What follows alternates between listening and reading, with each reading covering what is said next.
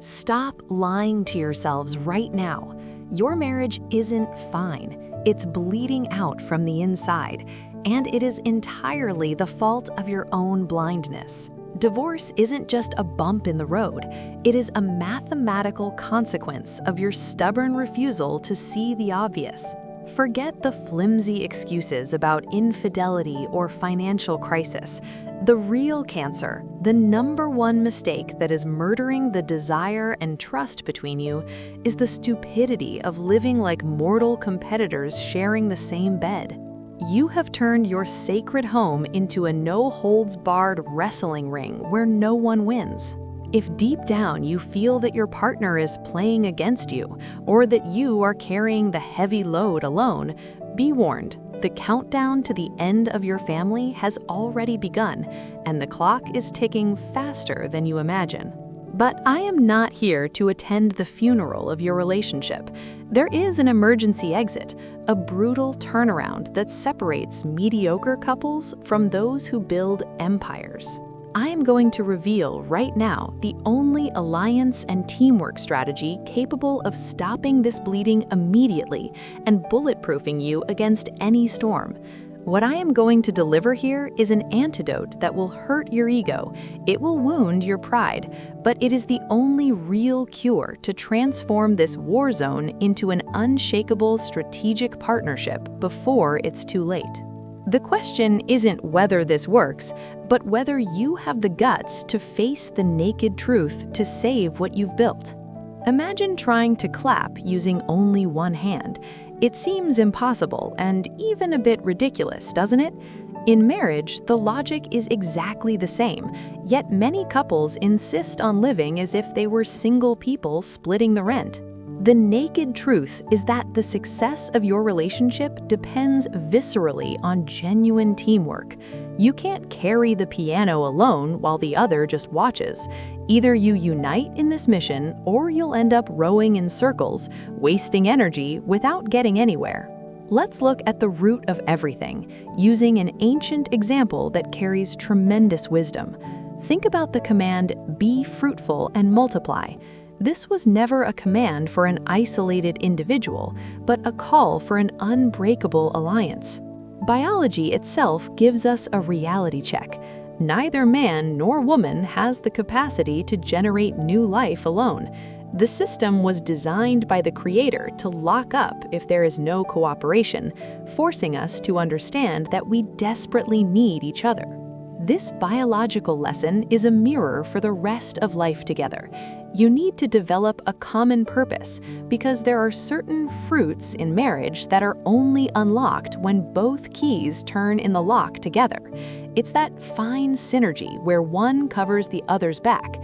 If you try to operate independently, you will miss the beauty of seeing the miracle of multiplication happen. And I'm not just talking about children, but multiplying joy, wealth, and achievements. Bringing this to Monday morning, if this principle of unity is vital for the survival of the species, imagine for paying a mortgage or planning a vacation. If you don't view marriage as a strategic partnership, any breeze becomes a Category 5 hurricane. The central idea here is to combine forces, not to divide territories within the house. When you internalize that you are building a legacy together, the petty disputes lose meaning in the face of the greatness of what you can build. I see many couples butting heads simply because they forget this basic foundation. They try to solve complex problems with the mindset of my way versus your way. This is exhausting and ineffective. You need to recalibrate the route and activate this teamwork mode in all areas, from making the bed to deciding on investments. It's sharing the weight to multiply the results, you understand? This is the crazy and wonderful math that makes love last a lifetime. But hold on, I know that in theory, everything is beautiful. The real problem arises when pride knocks on the door, and we start to think that our partner is competing with us, not collaborating. It's easy to talk about unity, but what about when it seems like everyone is pulling the rope in a different direction, wanting to prove who is right? It is exactly about this silent trap of who gets the credit that we need to talk about now, because it might be undermining you without you realizing it. There's a subtle poison that destroys many homes: the need to know who deserves the merit. Think of a soccer team where the striker refuses to pass the ball because he wants to be the only star of the game. The team loses, and the star loses along with them. In marriage, this alliance requires you to abandon the "I did it" sign to embrace the "we won" sign. There's ancient wisdom that says it doesn't matter who plants or who waters. What matters is the growth. If one of you plants the seed and the other waters it, the fruit belongs to the team, not the individual. Remember that old concept about Paul and Apollos? There was a silly fight about who was the better leader, but the answer was brilliant. Both were just servants with a common purpose. One started the work, the other continued it, but the final result wasn't about their skill, but about the success of the mission. You need to apply this tonight.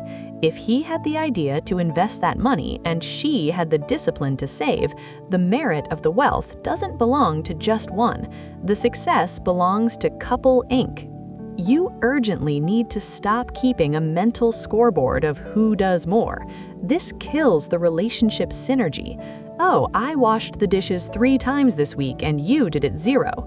When you enter this petty accounting, you stop being partners and become competitors. The focus must be on completing the task for the greater good of the family.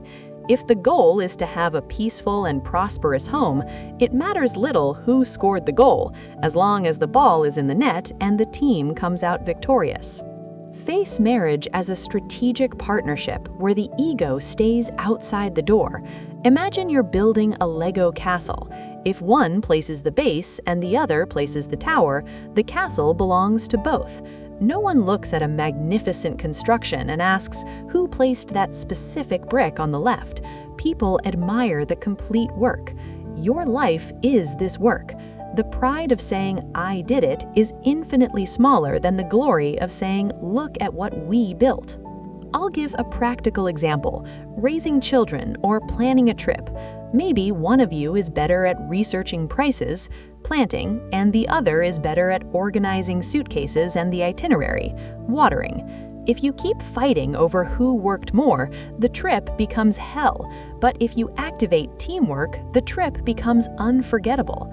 The secret is to trust that the other part is as vital as yours and release control of the result into the hands of God and life.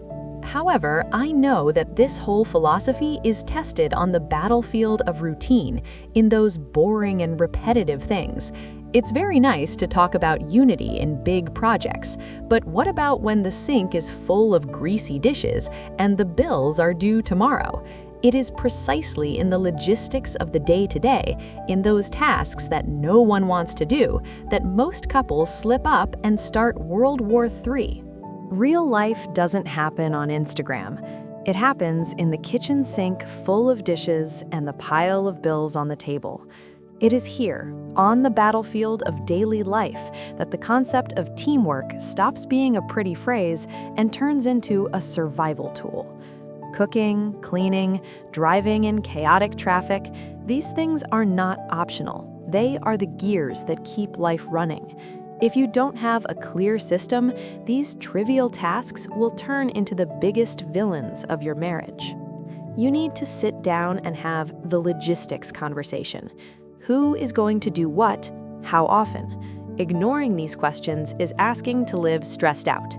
Establishing these agreements right at the beginning, or right now if you never have, is what creates true domestic synergy. Don't leave it to decide who cleans the bathroom when it's already dirty. This generates frustration and that bad feeling that the other person doesn't care. Anticipate problems so you don't get swallowed by them.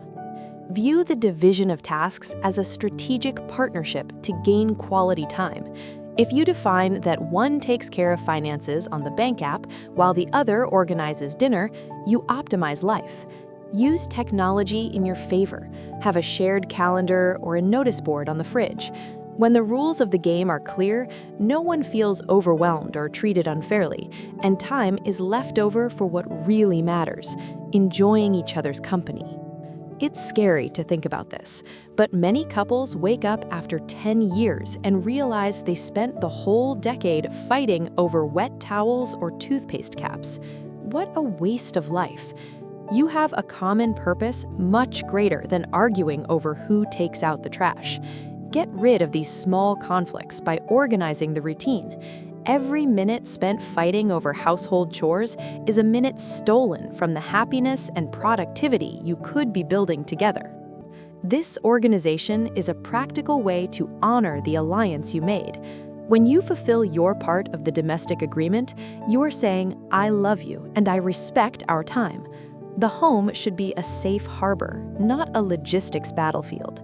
By solving the who does what, you eliminate background noise and allow the relationship to flow lightly, transforming the heavy routine into a well-rehearsed dance where both know the steps. Now, the big question arises: what criteria to use to divide these tasks? This is where many fall into the trap of outdated stereotypes. This is a man's thing, or this is a woman's thing. Following this automatic pattern can be a fatal error because it completely ignores the individual talents of each one. Maybe the best solution for the couple's prosperity lies precisely in having the courage to reverse the logic that society taught you. Let's break a taboo right now. Household chores have no DNA and no gender. Blindly believing that a woman's place is in the kitchen and a man's is in finances is a gyrastic mindset that could be sabotaging your home management. The intelligent criterion for this strategic partnership shouldn't be sex, but rather competence and the natural ability of each one. You need to operate with efficiency, not with traditions that don't work for your reality. Look with care at the gifts each one brings to the table. There are many men who cook with their soul, making incredible dishes, while the wife barely knows how to fry an egg, and that's okay. On the other hand, there are women who are true ninjas of mathematics and investments, much more capable than their husbands of multiplying wealth. Why waste these talents in the name of silly pride or an outdated social rule? You are elite colleagues, not competitors in a scavenger hunt. If she manages money better, leave the ego aside and pass the spreadsheet to her. The victory will be the family's. If he has more patience and didactics to teach the kids homework, let him take that front. This is high-level teamwork. The goal is for the team to win, and for that, the best player must be in the position where he performs best. Draw up a game plan, a true team plan based on the meritocracy of gifts. The focus must always be the common purpose of having a light and prosperous life. When you allocate the right person to the right function, the couple's synergy reaches another level. Forcing someone to do something they hate and do poorly just because men do this or women do that is the recipe for disaster, for inefficiency, and accumulated resentment. Always remember, you are not adversaries. The enemy doesn't sleep next to you. The enemy is disorganization, scarcity, stress, and heavy routine. You are in the same trench, fighting the same war in favor of the family and the alliance you built. Every time you compete against each other, the team loses strength. Intelligent union enhances virtues and covers weaknesses, making you unbeatable in the face of life's challenges. The real magic happens when you stop trying to fit into ready-made molds and create the couple's own mold of success. Use the best of each other without fear of judgment. Teamwork reaches its peak when individualities shine for the benefit of the whole. And when you master this art of playing together, using the best weapons of each one, you prepare the ground for a harvest of happiness that few couples experience. Listen closely because I won't repeat myself. Watching all this and not lifting a finger is an act of pure cowardice. All this knowledge about teamwork and alliance turns into mental trash if you turn off this screen and go back to the same pathetic routine as before. Don't be hypocrites. I challenge you now. Are you going to face the mirror and take responsibility for this domestic war, or are you going to keep sweeping the dirt under the rug until divorce is the only way out? The extraordinary life you say you want demands courage, not excuses. Stop acting like victims and take command of your own home before it collapses for good. But pay attention, here comes a shocking warning. Nothing I said today will work if you are emotionally rotten on the inside. You can create the best task spreadsheet in the world, but if there is hurt, resentment, or repressed hate, everything will blow up in your face. It's impossible to have synergy when the heart is bleeding.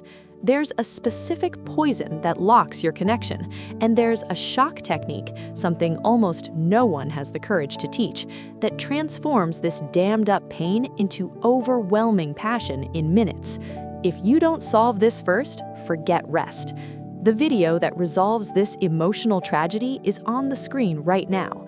It is the missing piece for you not to fail.